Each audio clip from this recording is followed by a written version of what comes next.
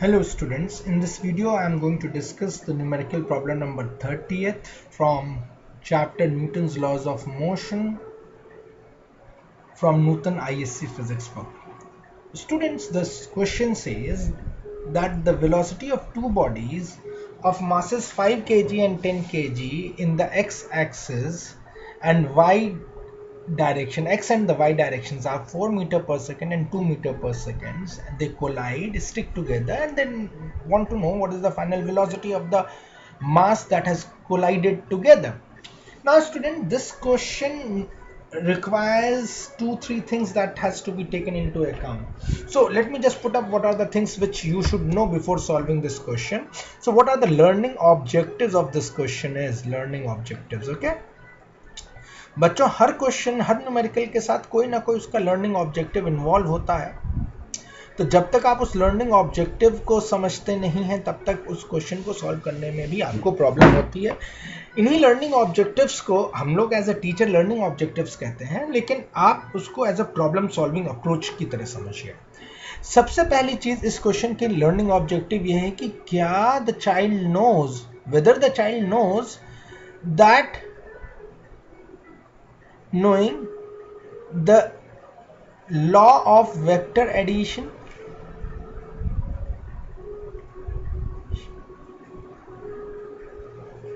and realizing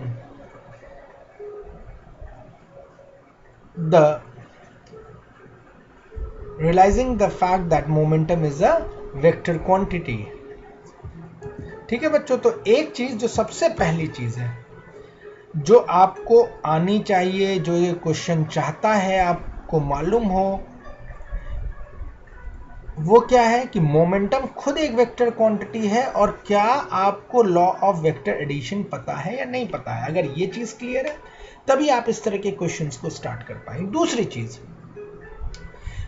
दूसरी बात जो यहाँ पे आपको अच्छे से मालूम होनी चाहिए वो ये है कि जब भी कोई कोलिजन होता है या एक्सप्लोजन होता है तो momentum of the system is going to remain conserved.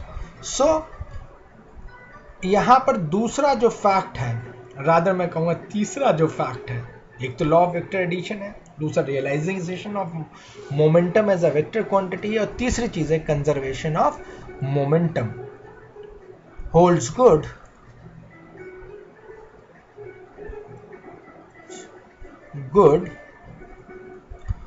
For collision and explosion.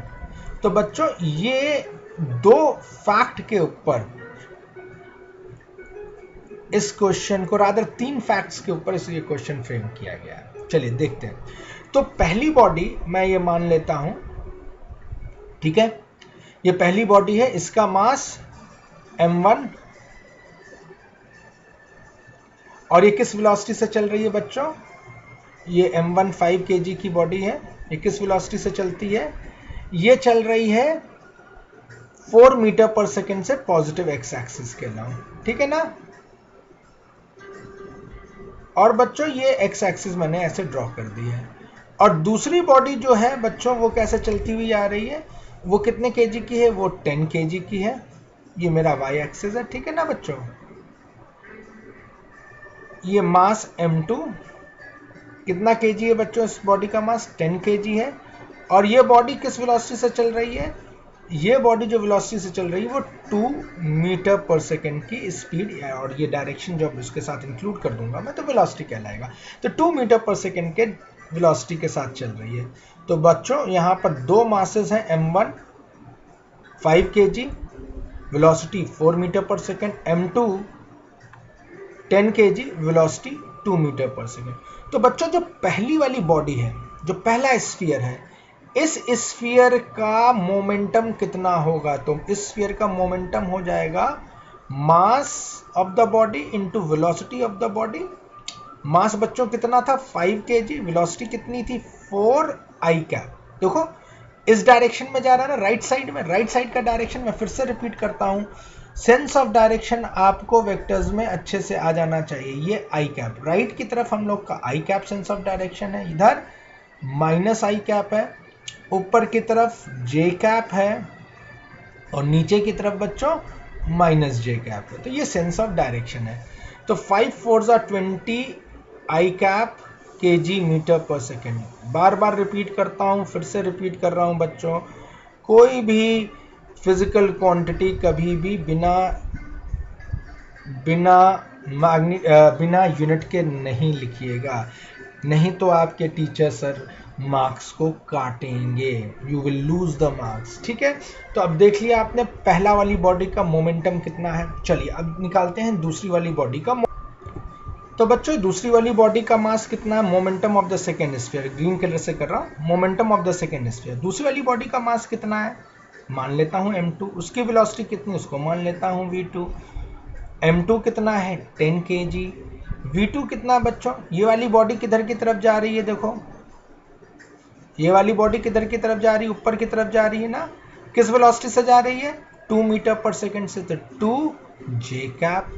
तो बच्चों सेकंड बॉडी का मोमेंटम कितना आ गया, इसका भी momentum 20 kg metre per second और जे कैप के डायरेक्शन के अलाउंग है p2। तो बच्चों ये दोनों मोमेंटम हमारे पास आ गए, पहले वाले स्फीयर का आ गया, दूसरे वाले स्फीयर का आ गया। जैसा अभी हम लोगों ने प्रॉब्लम नंबर 29 में वेक्टर डायग्राम बनाया था, मैं इस क्वेश्चन को उस वेक्टर डायग्राम से भी एक्सप्लेन करता हूँ। तो तुम देख सकते हो ये मेरा एक्स एक्सिस मैंने बना दिया है बच्चों, तो ये एक्स एक्सिस हो गया, लिख देता हूं यहाँ पे, ये एक्स एक्सिस है, और ये आपका वाई एक्सिस है बच्चों। अब पहला वाला मोमेंटम किधर की तरफ डायरेक्टेड है बच्चों, टुवर्ड्स राइट, यानी कि पॉजिटिव एक्स एक्सिस यानी कि आई कैप, और इसकी वैल्यू कितनी है बच्चों पहले वाले मोमेंटम की, p1 की, वो है 20 kg मीटर पर सेकेंड और आई कैप की तरफ डायरेक्टेड है। दूसरा वाला बच्चों देखो मोमेंटम किधर की तरफ डायरेक्टेड है, p2, वो जे कैप पॉजिटिव वाई एक्सिस की तरफ डायरेक्टेड, और मैग्नीट्यूड उसका कितना है 20 kg मीटर पर सेकेंड। ठीक है, मैंने डायरेक्शन बना दिए हैं, फिर भी आपके लिए मैं जे कैप और इसको आई कैप लिख देता हूं। और बच्चों अब जो इनका कंबाइंड मोमेंटम होगा वो कैसे निकालोगे, ट्रायंगल लॉ की मदद से निकालोगे, और ये जैसे आपने पीछे सीखा था, तो ये इनका कंबाइंड मोमेंटम पीसी निकल के आ जाता है। ठीक है, चलिए मैथमेटिकली अब इसी सारी चीजों को हम लोग करते हैं। ये तो आपको मैंने वेक्टर डायग्राम से एक्सप्लेन किया था मैथमेटिकली।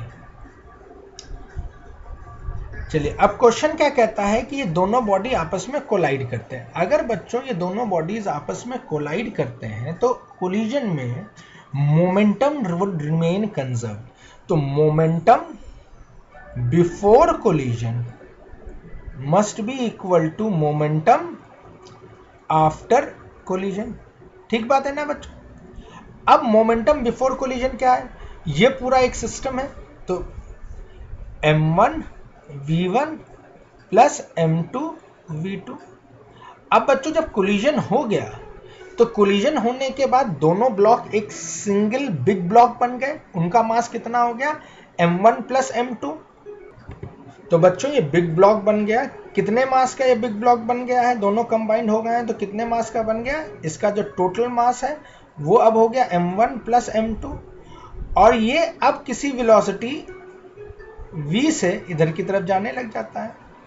ठीक, तो आफ्टर कोलिजन ये एक सिंगल बॉडी बन गई m1 प्लस m2, और ये बॉडी किस वेलोसिटी से जा रही है, किसी वेलोसिटी v से जा रही है बच्चों, vc कर देता हूं कंबाइंड वेलोसिटी। अब m1 v1 की वैल्यू आपके पास है, कितनी है 20 आई कैप। m2 v2 की वैल्यू बच्चों कितनी है, ये कितनी हो गई 20 जे कैप है। और दोनों ब्लॉक का कंबाइंड मोमेंटम कितना है बच्चों, सॉरी दोनों ब्लॉक का कंबाइंड मास कितना है, वो हो गया 5 kg plus 10 kg, that is 15 kg combined mass. तो कंबाइंड वेलोसिटी कितनी आ गई, जो नया ब्लॉक है उसकी कंबाइंड वेलोसिटी कितनी हो गई है 20/15 i cap plus 20/15 j cap, which you can solve it out as 20/15 is 5 4s and 5 3s, so this will be 4/3। ठीक है ना बच्चों।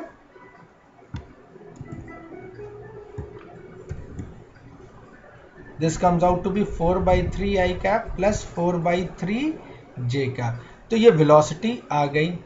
अगर तुमसे स्पीड निकालनी है, ठीक है, तो इसका मैग्नीट्यूड फाइंड करना पड़ेगा।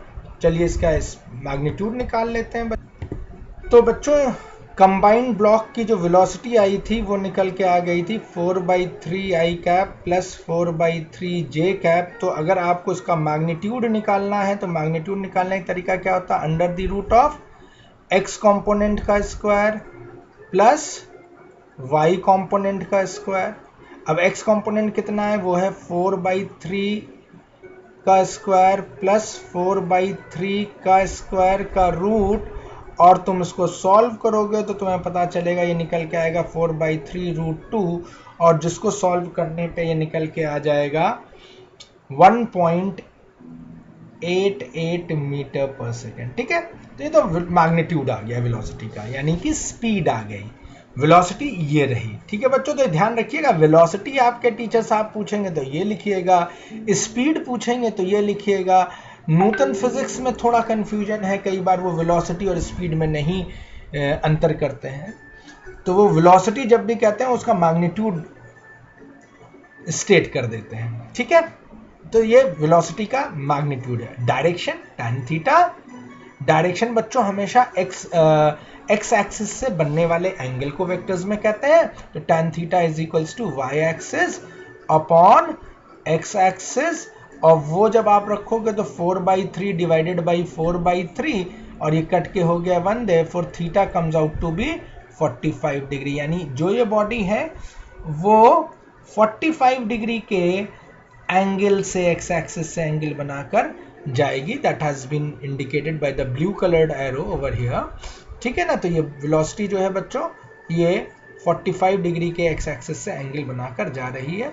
So that is what was needed in this particular numerical problem. उम्मीद करता हूं कि ये सोल्यूशन से आपको इस क्वेश्चन को सॉल्व करने के तरीका, इस क्वेश्चन का लर्निंग ऑब्जेक्टिव समझ में आ गया होगा। फ्रेंड्स, अगर आपको मेरे बताए हुए तरीके से फिजिक्स सॉल्विंग इजी लगती है तो कृपया करके अपने फ्रेंड्स, अपने क्लासमेट्स के साथ भी शेयर करिए और इस चैनल को पॉपुलर बनाइए। Thank you very much.